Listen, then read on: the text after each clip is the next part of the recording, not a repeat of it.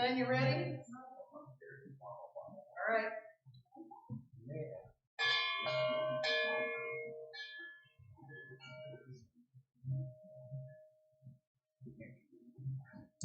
Oops. There we go. Good morning. And welcome to those of you gathered in this sanctuary and to those of you who are watching us online. Welcome to the First Unitarian Church of Alton, Illinois. My name is Reverend Krista Taves.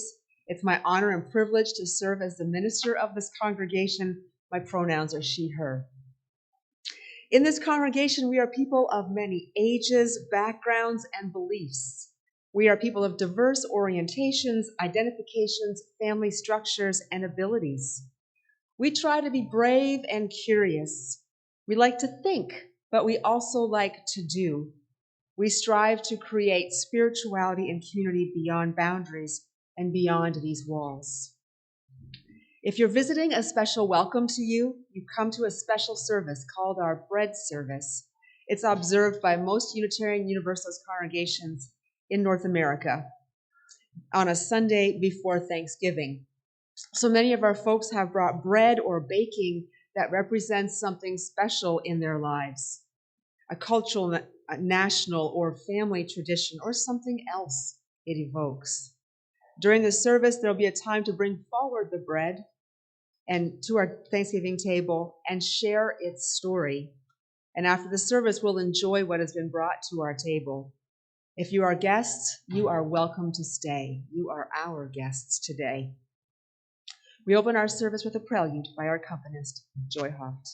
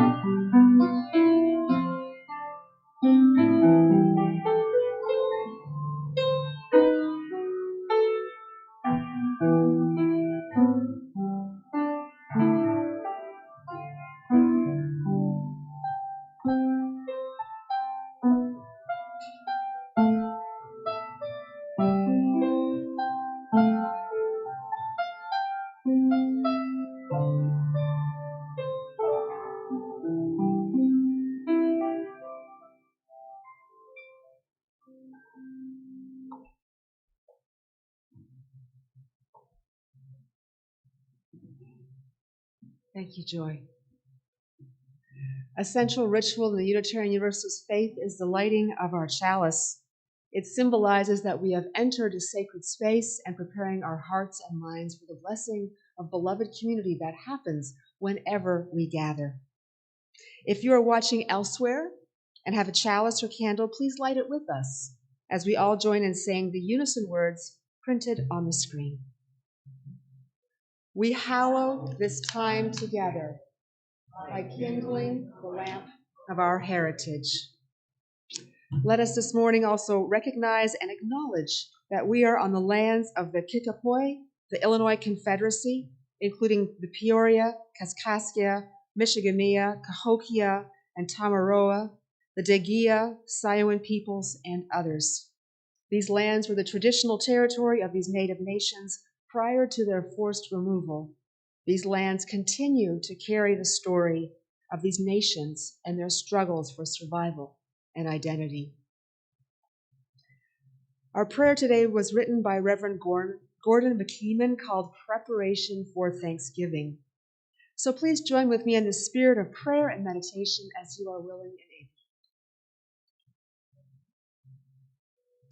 We need for Thanksgiving, and for Thanksgiving we need a voice to say the wordless things that lie at the heart of being, to speak the pulsations of life, the rising, shimmering sun, the silent cycle of the seasons, the restless tides of breath, the interlaced fabric of community, the interdependence of humanity.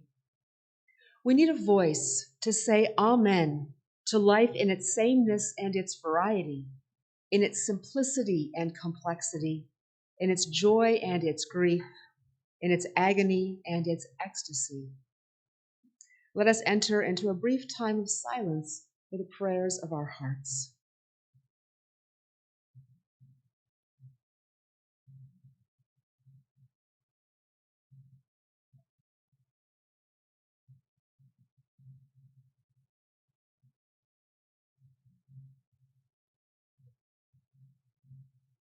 Amen. I invite you to rise as you do for number 68, Come, Ye Thankful People, Come.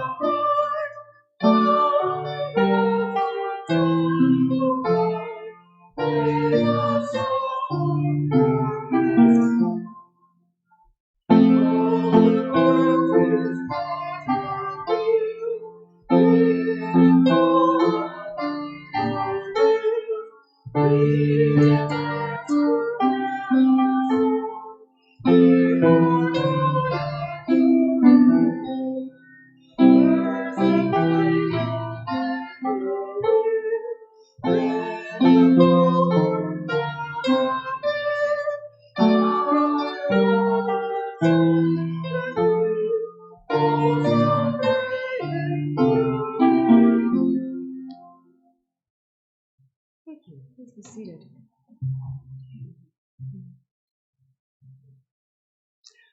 We are a caring community where we share the joys and gratitudes which lift our hearts and the sorrows that weigh them down.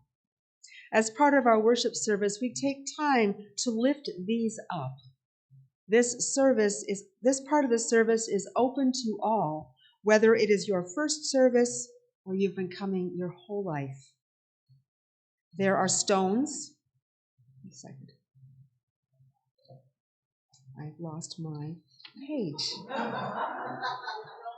There are stones in the back and here in the front, and when the music begins, you're invited to come forward as you wish. Take a stone to represent whatever is in your heart or thoughts and place it in the bowl of water, which represents this beloved community. And if you have mobility issues, please raise your hand and we will drop a stone for you. And if you're watching from home, you're welcome to place a stone in water. Let us begin.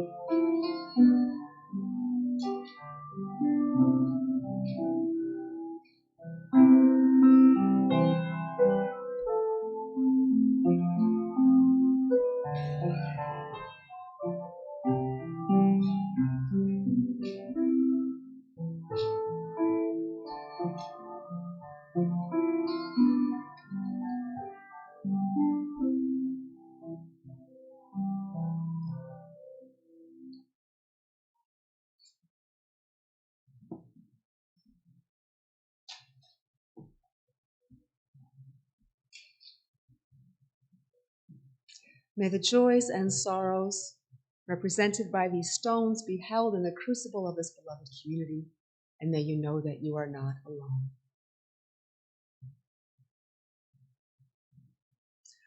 When I began spending time with my partner here in the United States in 2003, I was able to, for the first time, experience American Thanksgiving. Did you know this is the only country where its Thanksgiving celebration is an expression of national identity? All other countries, it's a harvest festival. Here, it's an expression of national identity. It's also the only country where pecan pie is part of Thanksgiving celebrations.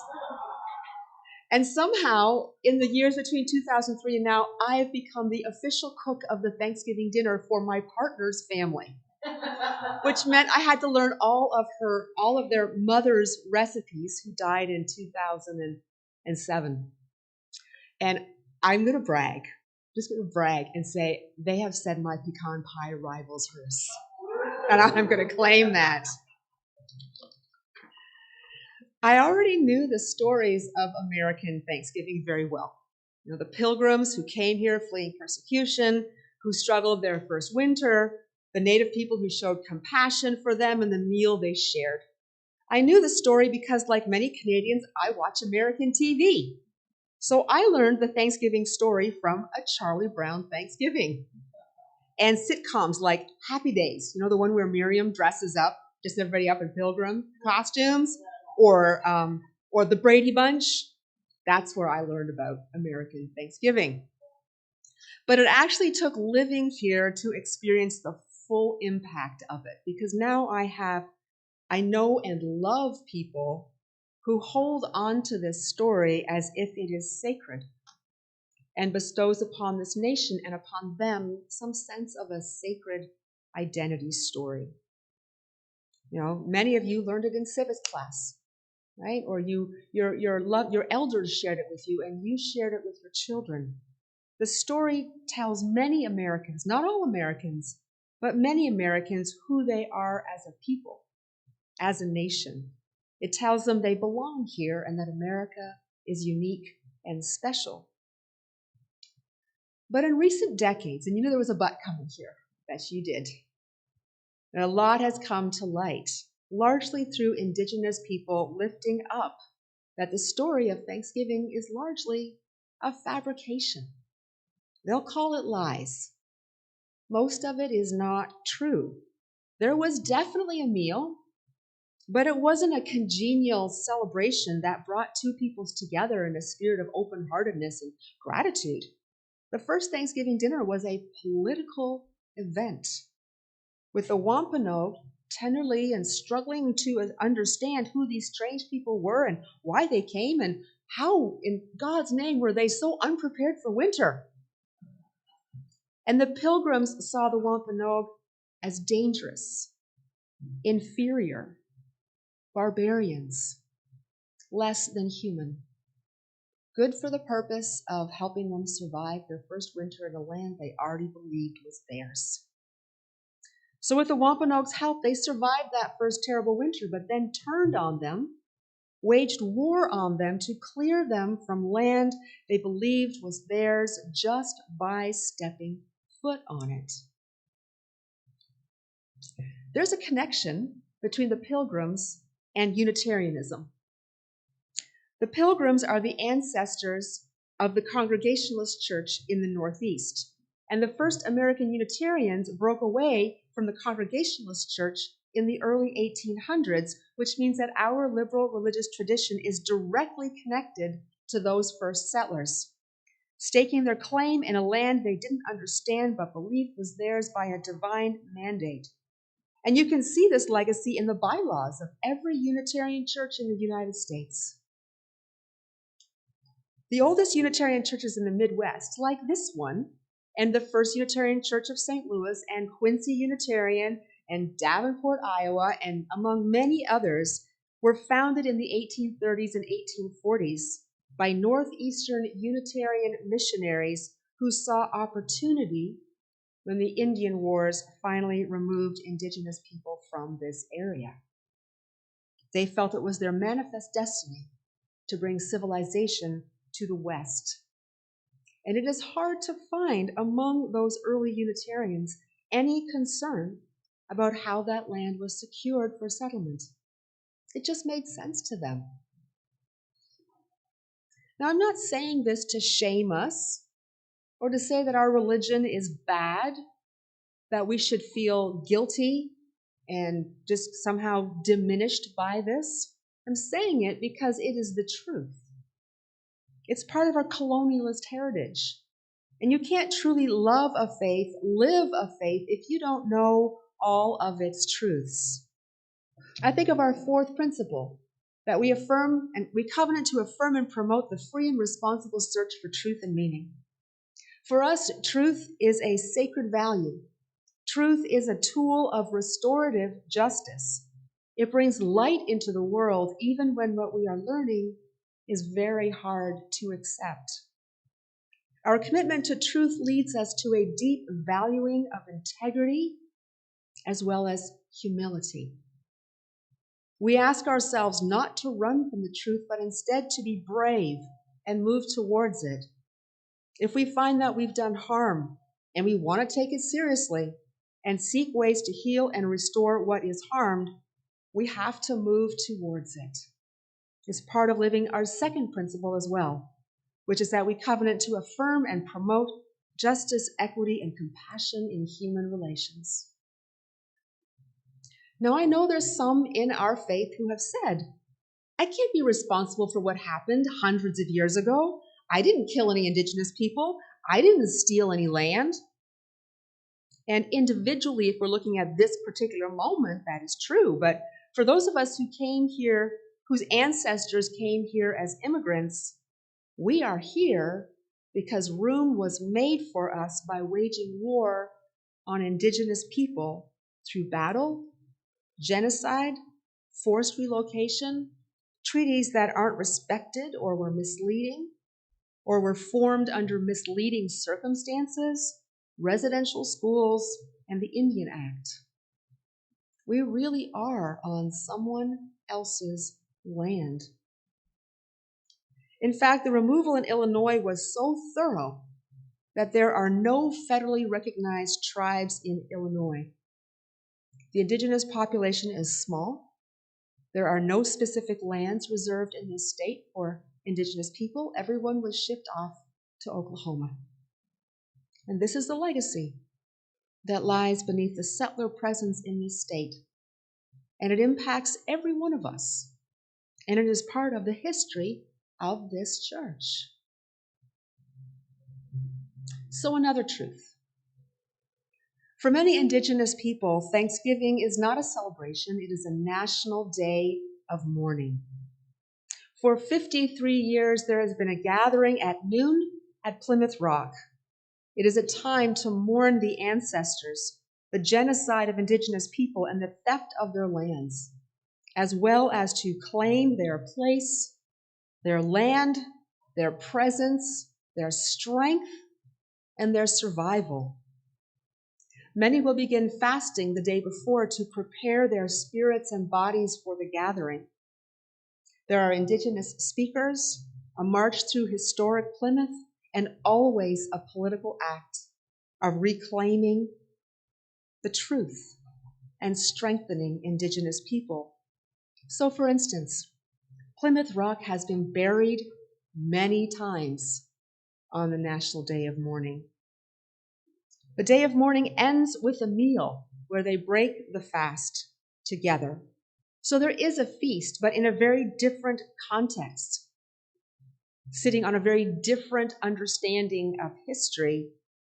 And there is one similarity here with some Americans' Thanksgiving, and that is it brings people together around food to restore and reaffirm important relationships that hold us, love us, and strengthen us. So what do we, as 21st century Unitarian Universalists, do with this? Here we are at our annual bread service, which is a beautiful Thanksgiving service based on hearing each other's stories and sharing food. Did you know that when the bread service first began, I think it was in the 70s, that the bread service really caught on in Unitarian Universalist congregations? It was usually based in the Pilgrim story. Most services no longer are based on that story. Also, what's really interesting about the way some congregations do the bread service is that we invite people to bring bread from your particular culture or nationality. And for white people, this is really super important because in this country, we are trained to see ourselves as only white and not to see our identity as part of where we came from. So we set ourselves apart from others who are ethnic, right? It used to be called the ethnic bread communion. We don't call it that anymore because you know what? We're all ethnic, all of us. And some of us are from Scotland, and some of us are from Ireland, and from places in Western Europe, and from Eastern Europe. We are from all over the place. And it's part of an act of restorative justice when white people look beyond this as part of your identity towards where did we come from? I heard a story on the radio this week. It's a great show called Inappropriate Conversations on the Canadian Broadcasting Corporation. I listen to it every day to stay in touch with home. And there was this man who lives in Toronto, and he's from Pakistan. And so when someone asks him, where do you come from? He says, well, where do you come from? What do you mean? Where do you come from? You're obviously not from here either. Where do you come from? And you can kind of see people's minds churning. It's a different way of experiencing a white identity besides just being here. Because we're not from here. Those of us who are white, we're not from here. We are all from somewhere else. So, back to the question, what do we do as religious people who want to be faithful to our core values, who want to be part of bringing a true justice to the world, not an easy justice, not a feel-good justice, but a true justice. And I think the place to start is not by thinking up our own ideas, but listening to Indigenous people. What are Indigenous people asking those Americans who identify as only American? What are they asking people to do? Well, they have some thoughts on how to decolonize and honor Native people on Thanksgiving. And so here are some decolonizing recommendations from an Indigenous-led organization called Cultural Survival. 1, we can learn the real history of this country, which we're doing here today, but also extends beyond our congregation because we can also support the teaching of real history in our schools.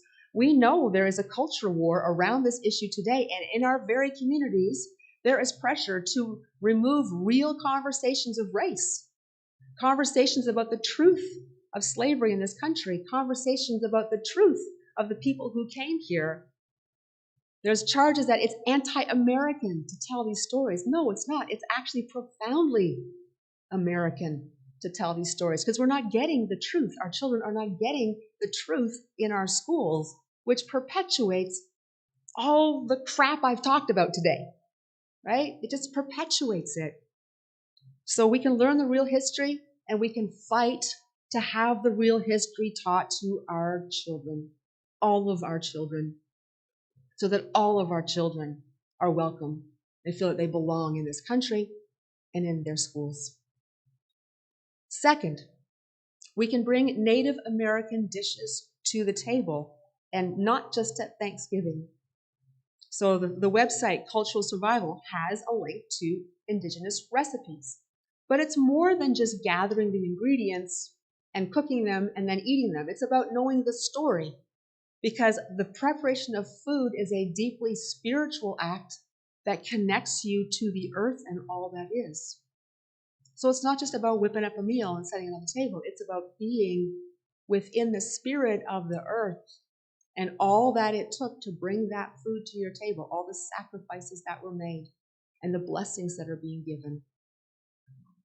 3, we can listen to Indigenous voices who are the only voices that can speak authentically about the truth of their lives. And don't expect those voices to be unified.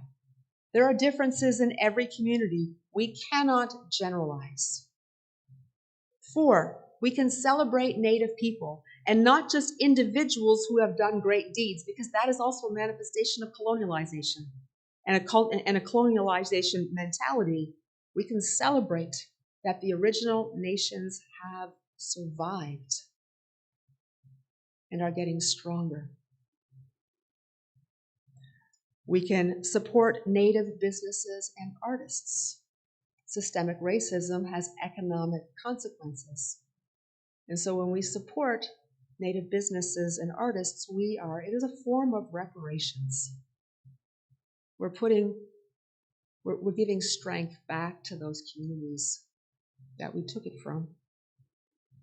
We can share positive representations of Native people, which means having the courage to speak up when prejudice and racist comments are made, and when legislation or policies are put forth that would continue to harm that population. It's all kinds of ways. We cannot be silent. We cannot shrink down. We have to build up our courage and our knowledge to be able to stand up, to rise up, and be a positive force. And finally, we can learn about the issues that Native people care about and support them in the way that support is asked for. Not how we think, what we think is going to be helpful. What are they telling us is going to be helpful? So for instance, I'm going to give you an example of something that has been asked for. Okay? So back when Europeans first began discovering, and I use that word because that's what they believed, when they began claiming lands that weren't their own, the Pope released a papal bull. It was 1452, and it established the doctrine of discovery and the right of Christian people to take control of non-Christian lands. The papal bull of 1452. And it is still used legally in this country to thwart legal attempts by indigenous people to reclaim lands and the mineral rights that should go with them. And this papal bull has even been referenced by the Supreme Court in this century, in the 21st century, as part of the decision to say no. So indigenous people have asked us to write the Pope and ask the Pope to rescind the papal bull of 1452. Now, I know there's a lot of ex-Catholics here, but the Catholic Church never lets you go, right? They never let you go. So write them. And even if you're not Catholic, write them. Write the Pope and say, I want this to be rescinded. He's been asked many, many times. Indigenous people have sent delegations to Rome to ask him personally, but he has not done it yet. Anyways, I'm not going to say any more about that. So we can't change what happened in the past. The only thing we have control over is what happens in the present. And we can only hope that by living truthfully and ethically right now, that the future will be better for all of us, but especially for indigenous people who are still paying the price for the settler dominance of this country. So by all means, let us celebrate Thanksgiving. There is so much to be thankful for, but we can also respect the tension, the dissonance of what Thanksgiving means to different people, and we can be part of the revisioning that will bring new life to all of us, far beyond this one holiday. Amen. Let us rise. As we rise, for hymn 349, we gather together.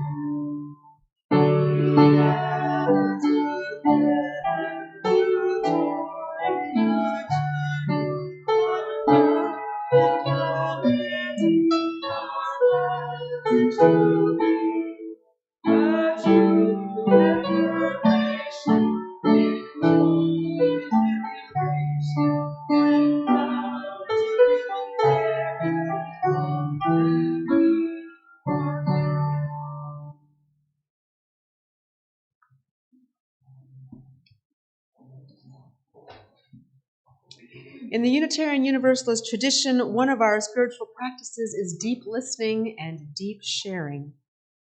We offer each other the room to share the truth of who we are and what creates meaning, joy, and love for us.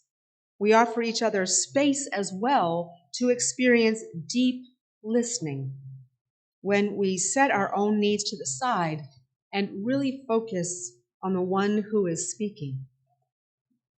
In our bread communion, we share stories about food, specifically breads or baking that is special to us, either because it comes from our heritage, from a significant experience, or many other reasons. So this is how it works. We line up just as we do when we lay stones of joy and sorrow. And you'll see this table here. It's our Thanksgiving table. And so come to the front, share the story of the bread or baking that you are bringing. And please take care to share the most important stuff, because there's quite a few of us. And then leave it on this table. And the rest of us just get to hear and listen and listen and listen to each other's stories until all who wish to have shared. And after the service, we get to eat everything on this table, which is the best part, right? So I'd also like to offer that if you forgot to bring the baking you wanted to share, or were unable to get it, or wish now that you had, you can come forward and share the story anyways. We want to hear it. And if you're online, can we get people online to be able to speak? Probably not. Okay. Well, I'm sorry about that, but you can put it in the YouTube chat if you like, and then we'll see if there's a way that we can read that here today. So let's begin. You're invited to line up this way, and we'll set this microphone up for you. So you can share. I think it is set up for you. And we'll begin. You're invited to line up. I didn't bake this. We'll set. Just a second. But these are donuts from our local donut shop, and the tradition is basically most Sundays. We'll set. Just 1 second. We're having a lot of feedback. Let's just wait. I would like everybody to be able to hear you, and people online can't hear you right now. Can we turn my microphone off to see if that gets rid of the feedback?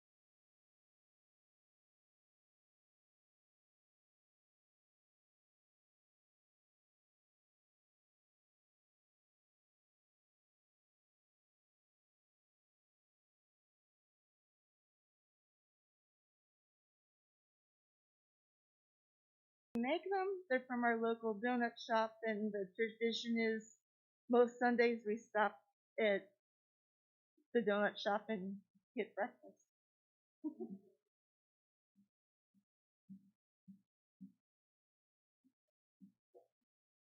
And I brought some bread from Duke's, the local bakery, which happens to be where I had my first job a few pounds ago.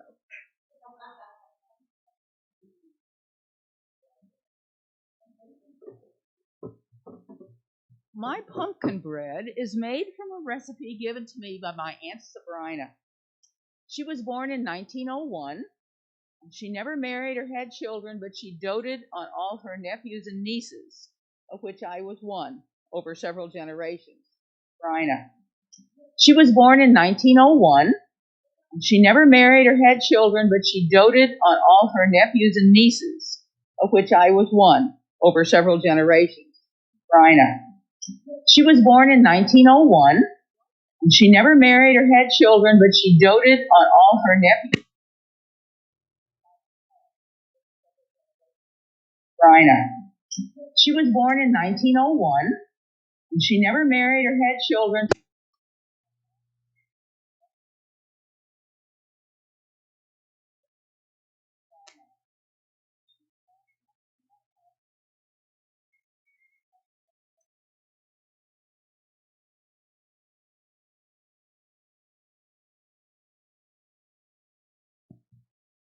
Let's try that and see if that works better.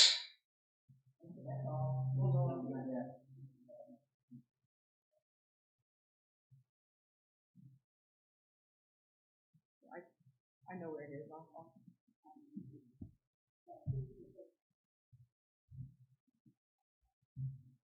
Okay, I'll start again. My pumpkin bread was made from a recipe given to me by my Aunt Sabrina, who was born in 1901.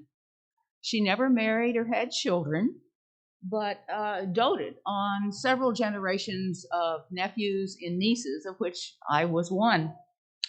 In the 1970s, she retired and started making loaves of pumpkin bread and giving them out to relatives between Thanksgiving and Christmas. We lived close to her at the time, and so we were gifted every year with pumpkin bread. And when we moved away, she gave me the recipe. And I've been making pumpkin bread in her memory for several decades. She died in 1997 at the age of 96. So I'm attributing her longevity to pumpkin bread.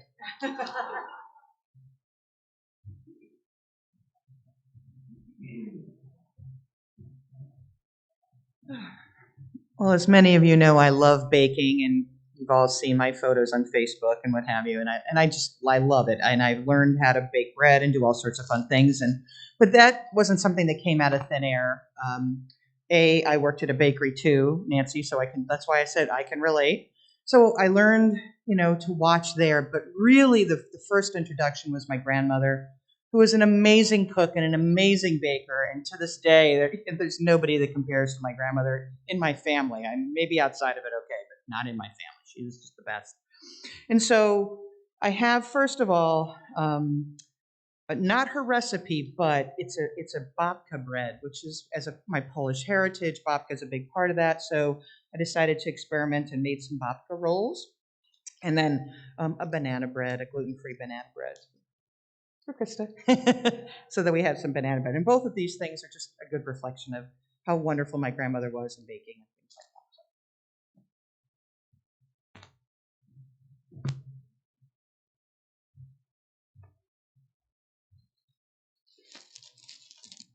When I grew up in Chicago, it was a city of ethnic neighborhoods. And at 10 years old, a miracle happened. We moved from one ethnic neighborhood into a Sicilian neighborhood. Now, obviously, I'm not Sicilian, but I learned something, that if you liked Sicilian food, you were accepted. And the first introduction I had to what they called long bread in English, and many people mistakenly call French bread, and there is a French baguette. And this is a poor example of the Italian bread, but it was the only thing I could get. And the bread was literally passed around the table, and you pulled a piece off. And that's when I learned eating was a communal experience, and your food was to be enjoyed in the midst of friends and family, and it changed my whole way of thinking about life. So that's why this bread is important to me.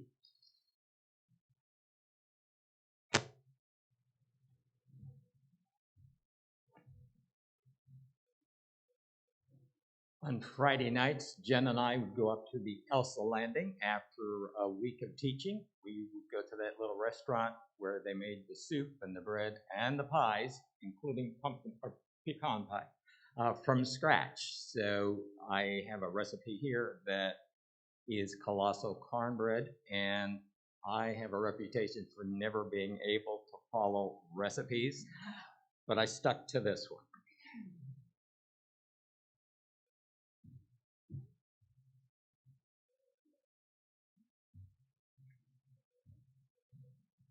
Well, I was raised on store-bought bread, so I don't really have any long historical thing to talk about. But in the 1990s, I got a bread machine as a Christmas present, and I used it for a few times, and then it sat in the basement for a long time.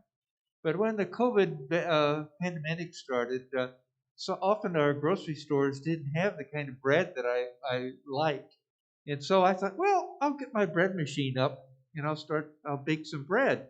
So for about 2 years, I baked a loaf of bread with my bread machine every week. And we basically used it up. And then I guess last spring or something like that, when it was, we thought, well, we don't really need all these extra calories. So I stopped a little bit. But I've started up again, and I think maybe I'll continue doing it every week. So this is my bread machine, whole wheat bread, which I can almost have the recipe memorized. You know, I don't have to really consult the thing anymore. But anyway, that's my story.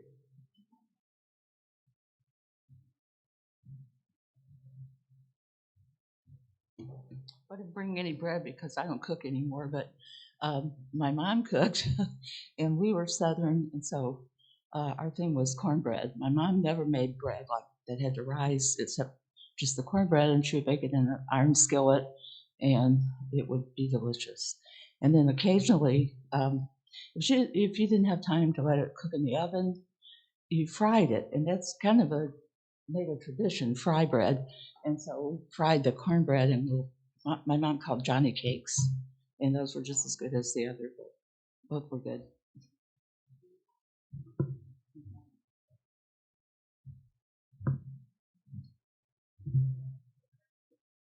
So yes, these are manufactured, individually wrapped fortune cookies.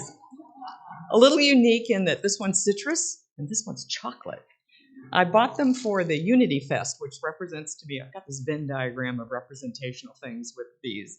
The first Venn diagram circle would be, it represents our successful collaboration with Unity, and I think that's a good place for us to be, and it was a good, those of us who participated felt like we were embracing a lot of things in the community. The other is that my brother, there was one Chinese family in Granite City where I grew up, And one of my brothers married one of the daughters in that family. And I was embraced and accepted in this Chinese culture of the family. So when I say to people, I have this whole Chinese side of my family, they kind of look at me and I go, no, really. So, and fortune cookies kind of represent that to me too. And then also my family plays a little adult game when you read the fortune cookies. So 2 words you add at the end, and I won't, if you don't know it, ask me during the coffee hour. A little fun.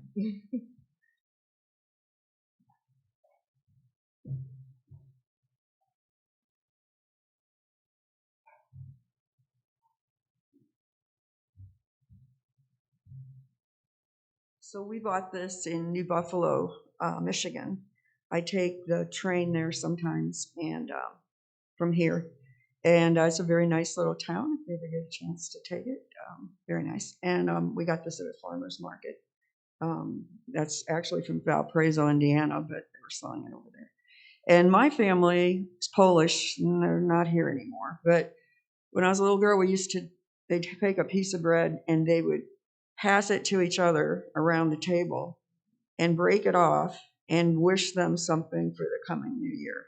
And that was a big tradition. But none of them are really here anymore.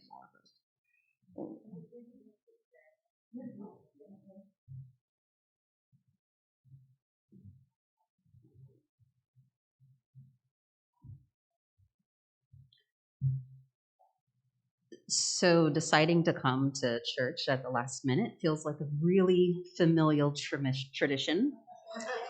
So I thought I'd bring that and my empty hands to show also that the crackers that we planned on bringing are sitting ready to go on the kitchen counter.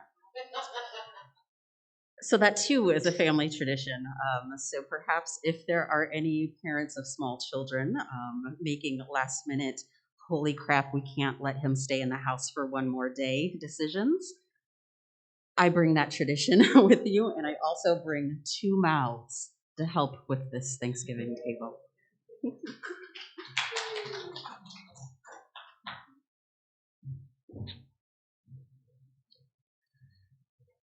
So let's bless this bread with the words printed up on our screen.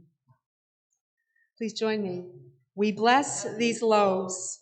We bless this bread we have in common with one another and with people all over the earth. We bless the events, people, and places and circumstances of our lives that feed us, sustain us, and nourish us.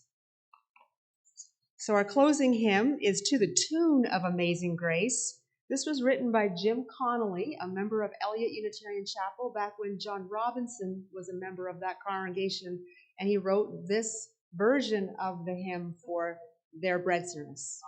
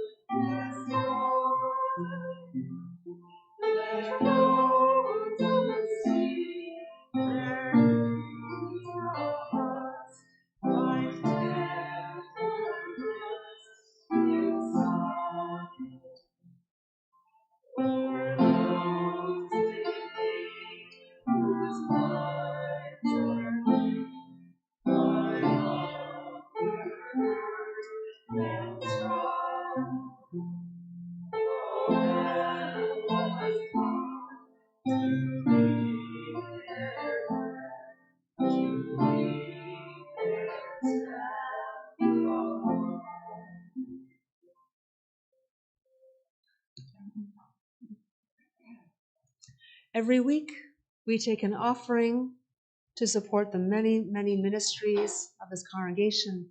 And when we do so, we join our own heritage of a generosity that has extended almost 190 years. So in honor of that heritage, let us be a generous people.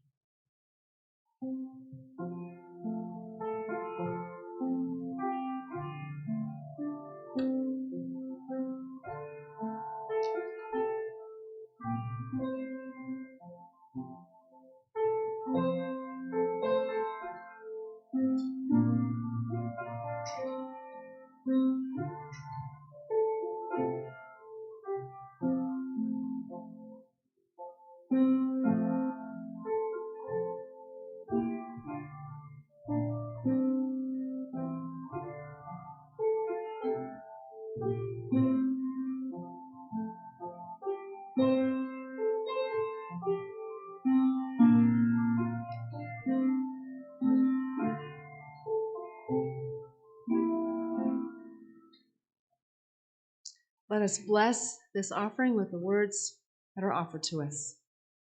May this offering equip us to inspire love and to seek justice.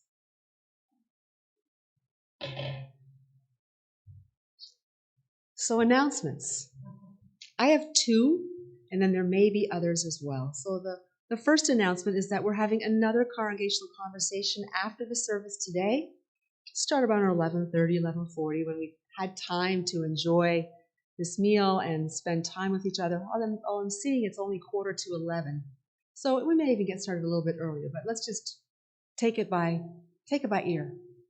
We're hoping we can have people online join us. We're not sure if that's going to happen. So if you are joining us online and you're not able to get in, read the newsletter article that came out about the question that we're discussing, which is what each person's feelings are about the location of our future home. And we'll take that into consideration. So I'll be giving to the moving team in their search. That's happening after service today.